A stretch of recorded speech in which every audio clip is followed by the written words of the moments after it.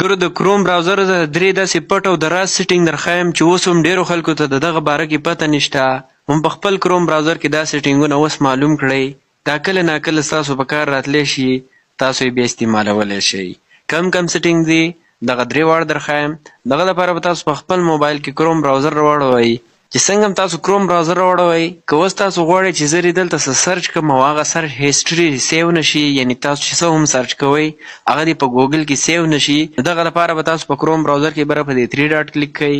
دلته را دویم آپشن دی نیو انکاګنیټیو ټیب، په دې به کلیک واخلئ. چې اوس چې تاسو دلته څه هم سرچ کوئ هغه به تاسو سره په ګوګل کروم یا په ګوګل کې نه سرچ کیږي. د دویم سیټینګ لپاره به تاسو بیا په دې 3 ډاټ کلیک کوئ. دلته به ښکته راشئ، په دې سیټینګ به کلیک کوئ. دلته دا یو آپشن دی سیفټي چیک، دا ډېر زیات اهم سیټینګ دی، په دې به کلیک واخلئ. دلته به تاسو په دې چیک ناو باندې کلیک کوئ. چې څنګه هم تاسو کلیک کوئ دلته به هر څه چیک کړی شي، صحیح ده، او تاسو پته ولګي چې آیا ستاسو ډیټا دا محفوظه ده که نه په کروم براوزر کې. نو دلته اوس ګورئ دا بالکل ټیک دی، صحیح ده. په دې طریقه تاسو دا کله کله کوئ. د دریم سیټینګ لپاره به لږ شانې بیک شئ. دلته به ښکته راشئ، ډاونلوډ یو آپشن دی، دا به تاسو درکړي، په دې به کلیک واخلئ.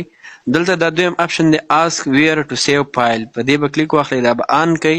چې څنګه هم تاسو آن کوئ د دې په فایده اوس دا وي کله چې تاسو یو څیز ډاونلوډ کوئ، که هغه تصویر وي، ویډیو وي، هر څیز چې وي، نو تاسو به ښایي چې تاسو یې په کوم ځای کې سیو کول غواړئ. اکثر موږ څه څیز ډاونلوډ کوو نو بیا موږ ته پته نه لګي چې دا کوم ځای ته ګډوډ سیو کېږي. چې کوم فولډر ته تاسو ډاونلوډ کول غواړئ هغه هغه فولډر ته ډاونلوډ کېږي. همدغه شانتې مزید انفارمیټ ویډیوز لپاره اکاونټ اوس نه فالو کړئ. که ویډیو مو خوښه شوه ملګرو سره شیر کړئ.